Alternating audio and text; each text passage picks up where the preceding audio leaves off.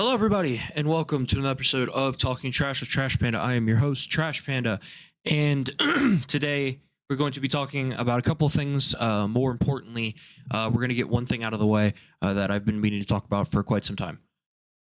So, due to health reasons and just job stuff, WLW is on hiatus for now. I've been trying to get it back up, but I'm not comfortable with what I'm coming up with, and I don't feel like I'm giving you guys the best content, so that's why it's getting put on the shelf for a minute.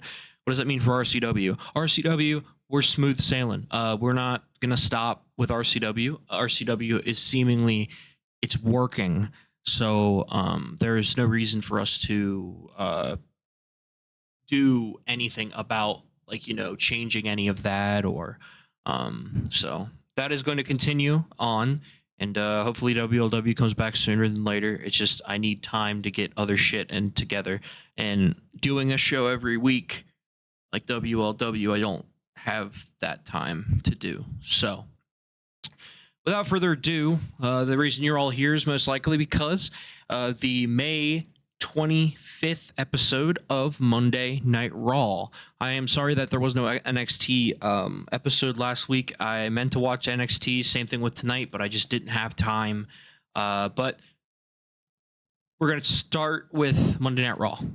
So, WWE Hall of Famer, they were live from the Value City Arena at Schottenstein Center. They're live from Columbus, Ohio, just about 2-3 hours from me.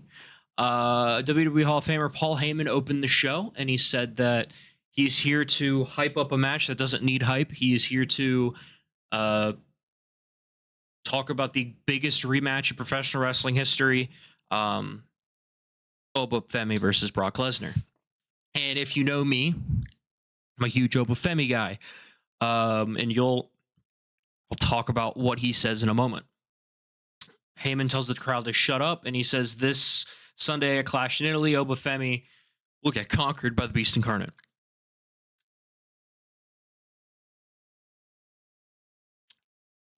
Then Oba Femi comes out. He comes out, hits his strut. Femi intimidates Heyman into the corner, and it was... If anyone has anything to say about Oba not talking the talk, they can just, the door's there. Oba Femi, since being in NXT, since on the main roster, he has been a great mouthpiece. He has been a great wrestler. And this promo is another example of that. Oba Femi, you just can't say enough or sing enough praises about the guy. Especially from this promo. I think Oba going forward, we're going to see more of Oba talking, and I really like that. I like seeing Oba talk. He's a great talker, and I'm curious to see what he does going forward. But this promo, he says that 4 F5s, and I said that was important because it showcases, but 4 F5s seem very personal. Exactly. This feud has been personal. It seems like Heyman is telling the story, but Femi is going to write the final chapter at Clash in Italy. He says and then he presses the notepad to Heyman's chest, signs it, and said, "Last time he was trying to beat Lesnar. He was trying to, pin him. This time he's trying to kill Brock Lesnar." And I mean, if you want to learn something about promos in professional wrestling, this is another example of that. And I don't know who's been working with Oba Femi, but man, his promo work is exceptional. And in this section, the one thing that people don't understand about, and most people don't because they don't pay attention, they just watch their casuals. But for me, what's important for me is the little shit. And the little shit for Oba is as follows. When Oba spoke, it was silent. Now, not like Jade Cargill silent, where, they just don't care. No, they're listening. They're hanging on to every single word that leaves his lips. It was again like that tonight or last night in Columbus. If Obafemi loses at Clash in Italy, I'm going to have questions. This guy just fucking put the title on him. Obviously, the King and Queen of the Ring tournament's right around the corner. Oba's probably going to win that because Jacob Fatu's probably going to. I don't know what they're doing, and I'll get to that in the end. But man, I think Brock's going to win, but I think it's the wrong move. I mean, listen to that crowd last night. Just it strengthened that belief in me of, oh my God, like this dude's got it. He understands it. Just let him win the title and become the longest reigning champion. Because unlike Roman, unlike previous champions who can't, Obafemi brings something to the table that we haven't seen since The Undertaker. You can still lose to Obafemi and get over. If you lose to Roman Reigns, you don't get over. If anything, you get buried. And that is a problem. Look at LA Knight. It's a perfect example. He didn't make LA Knight bigger because LA Knight lost. LA Knight got bigger on his own. Obafemi, look at Javon Evans in NXT. He lost to Obafemi a lot. And look at Javon Evans now. And again, that's what we get with a guy like Obafemi, a guy doing the right business. And, I hope he goes over again. I hope it's a great match. I hope they kill each other. My fear is if Femi loses, then it will decline. Maybe it won't. Who knows? But that's my thoughts on that segment. Roman Reigns showed up, arriving earlier with his birthday gift, but he swats away all the gifts, and the new AAA general manager is in attendance, and the Judgment Day is shown walking in. Penta makes his entrance and put the title on line against Javon Evans. This match was, man, again, I want to give this 4 stars. This division, Ethan Page was on commentary, which was, fantastic. But again, this division is putting on some banger matches. They know what they're doing. They're continuing this beautiful story. And Javon loses, Penta retains, but I just want to talk about the finish for a minute. Evans gets to his feet and gets the crowd going. Evans goes for a springboard maneuver. Penta grabs him and hits a Penta driver for a near fall. Penta slowly heads to the top rope, but Evans cuts him off with his right hand. Then, Penta taking him off the top rope, Evans scales the ropes, and they're standing there for a moment. Evan hits a wild super Hurricane Rana, a crazy Hurricane Rana. Sizes up for the OG cutter, but Penta super kicks him out of midair. Penta sets up for the Mexican Destroyer, but Evan out of nowhere delivers a fucking knee, and it's like bang, bang, bang, bang, back and back and back. And then Evans goes for the OG cutter, but Penta reverses into a backstabber. And then Penta gets to his feet, hits a Mexican Destroyer, 1, 2, 3. Bang, bang, bang. Fantastic match. I cannot say enough about this division's in-ring awareness, this division's in-ring work. It's incredible. I love it. And I think it's going to get better as time goes on. But then after the match, Javon Evans runs away. Like he's angry and he runs away and he's a little upset. Then the commentators run down the list of matches for Clash in Italy. And then something I was surprised about. And I don't know if it's a shoot or not. If it's not a shoot, or if it's not real, then obviously it's a storyline, but they said Logan Paul suffered a torn tricep. If that's true, wish him nothing but the best. Hope he comes back sooner. If it's a storyline, I'm interested to see where they go with it.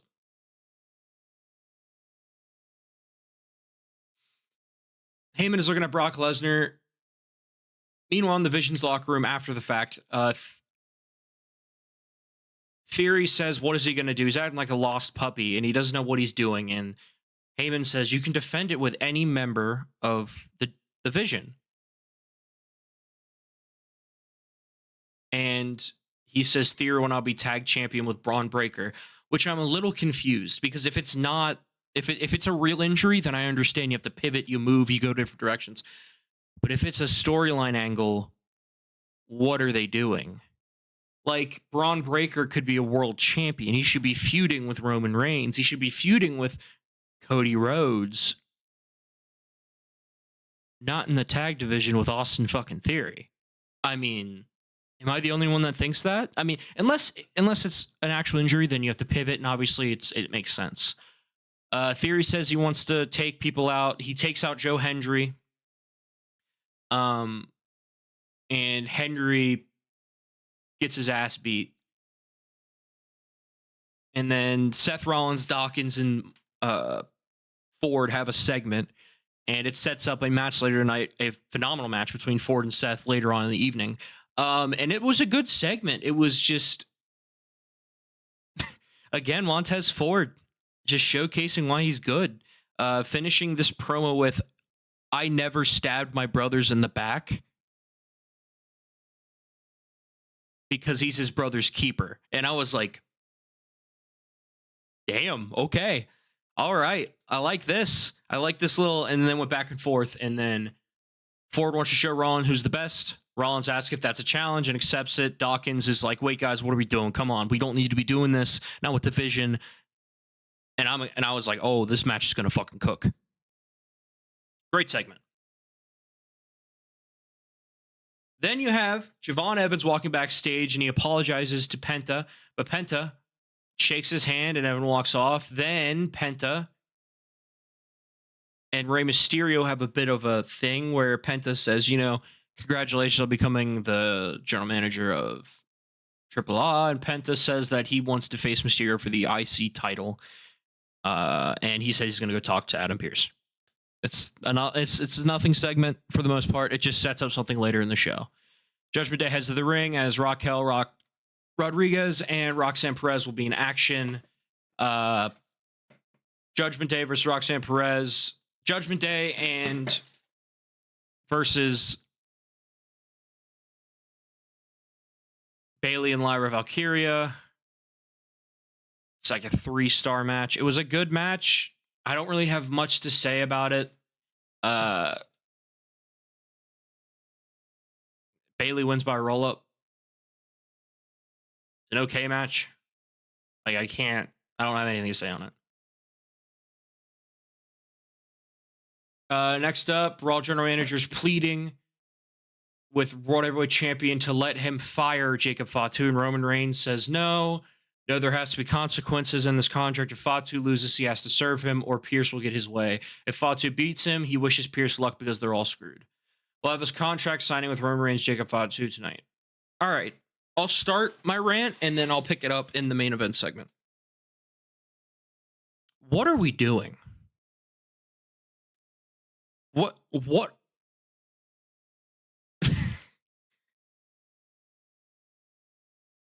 I am so unbelievably lost with this feud. It's not even funny.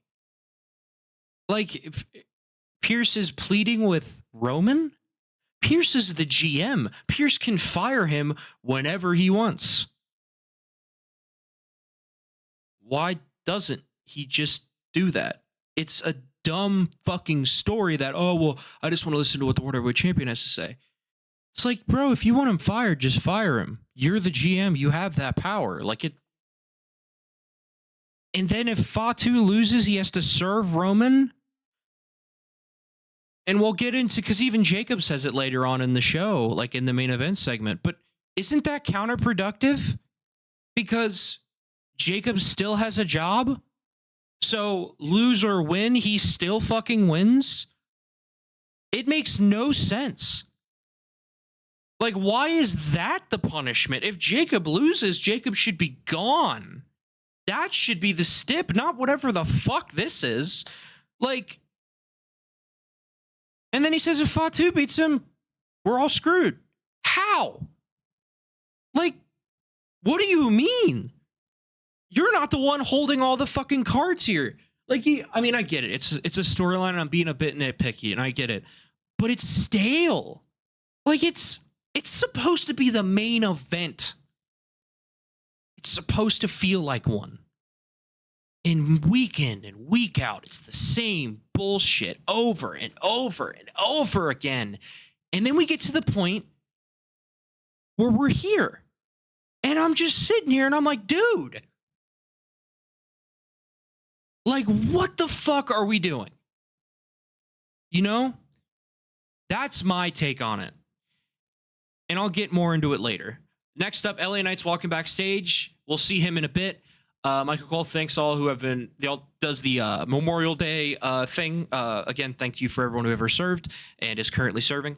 Earlier today, Montez Ford, Dawkins, and Bailey visited the National Veterans Memorial and Museum, and there's a video of that. LA Knight comes out and cuts a fucking scorching promo. And again, LA Knight is that dude. However, putting him in the King of the Ring tournament is so unbelievably dumb because Oba's going to win. Like, it's a foregone conclusion that Oba's going to win. Jimmy cuts a pretty good promo as well. Says Jay's not here tonight. And Knight says he likes Jimmy. He really does, but he doesn't want to see him become Roman's errand boy again. And then Jimmy gets upset. He says, this is your warning shot. He's lucky his brother isn't here. And then Knight says, you're talking about a 2-on-1 attacked. He says that if Knight has a problem with that, his family will become Knight's problem. Knight says he likes Jimmy. Roman Reigns can't get the job done on his own. He needed Heyman, Jimmy, and Jay. It's the family business becomes Knight's business. He'll make sure they go out of business. And it's the only thing because LA Knight carried it. So here's the one thing I'll critique from this promo.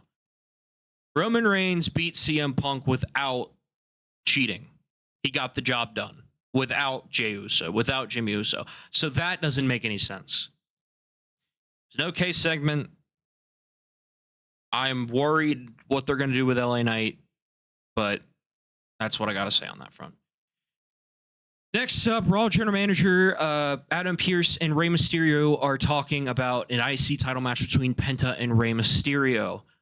Ethan Page comes up and says that he's upset that Javon got a free Intercontinental Championship shot, and then he flips it and says Rusev should get the shot, not Rey Mysterio, which sets up a match later on tonight with Rusev and Rey Mysterio. Next up, Seth Rollins, Montez Ford. 3 3/4. This match, Rollins can wrestle a fucking broomstick. Rollins is my generation Shawn Michaels. Rollins can wrestle anybody. But when you combine him with Montez Ford, a Shelton Benjamin-esque character, you get fucking fireworks. Oh my God, the shit they did in this match. You need to watch this match. I was impressed as hell. I loved it. I think the in-ring chemistry between these two is like, oh, fuck, okay, yeah, I'm here for it, you know? Seth Rollins wins, and after he dodged a 450 into a stomp and then puts his arm over Ford, 1, 2, 3, it's over. And then Austin Theory knocks out Dawkins onto the stage and smashes him several times with a steel chair. Theory hits Dawkins on the head as he lies on the floor, but the camera shows he missed by a mile. Yeah, he missed by a lot. Pierce runs out and Theory walks off with a smirk. It was a phenomenal match between them two. And then Ford and well, first off, we'll get into the backstage segment. Montez runs up first, says, hey, how's my boy? How's he doing? And before he could answer, Seth Rollins runs over and says, hey, what's going on? Ford says they got bigger fish to fry. You're right. With his brother out, they need to work together. And then Rollins tells Pierce he wants to cut the head off the snake, teasing another match with Braun Breaker. Again. Can we just fucking stop? You've already lost twice. Like, come on. Let's go on to something different. You got so much talent, and that's what you do? The same shit over and over again? It's not good. It's bad. It's very bad. And it's not Seth's fault. It's not Braun's fault. It's the fucking creative, and it's gotta fucking change.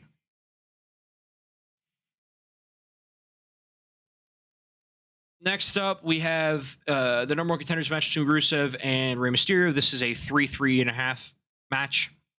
Mysterio wins. He beats Rusev. And we see Dragon Lee come out and help Rey Mysterio, and it was pretty cool. It was a great David and Goliath match. I'll just say that.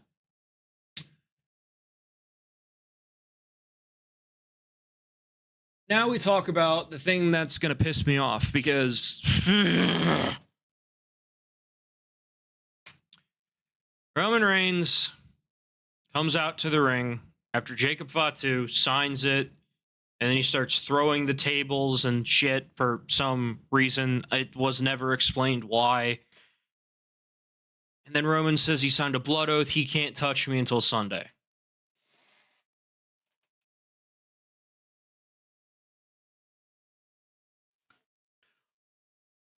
What are we doing?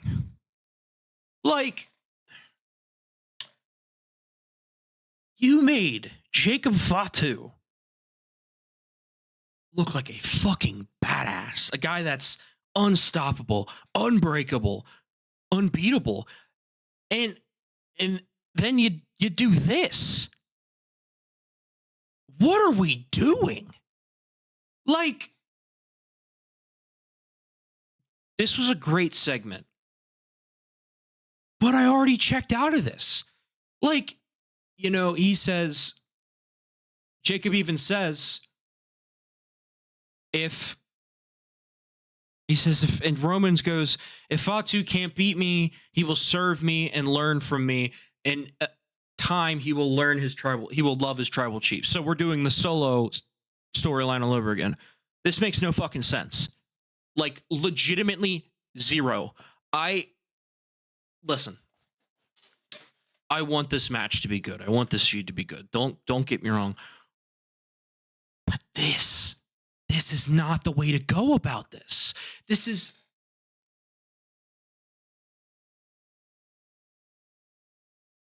I'll end it here because it's just frustrating. Because these two are great, but the creative sucks.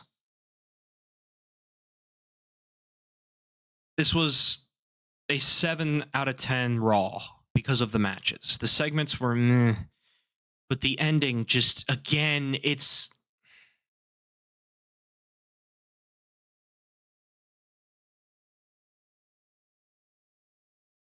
They've done a great job with Jacob Fatu. But, dude, it's just, man, like, they've built him up right. They've done all this, but it's stale now to me. And maybe he wins on Sunday. I don't know. But anyway, show out of overall 7 out of 10. I hope you've all enjoyed this episode of Talking Trash Panda. Sorry, I've been MIA, been a little busy. And so I will see you all either tomorrow or next Tuesday. Have a great rest of your evening, and I hope you all enjoyed.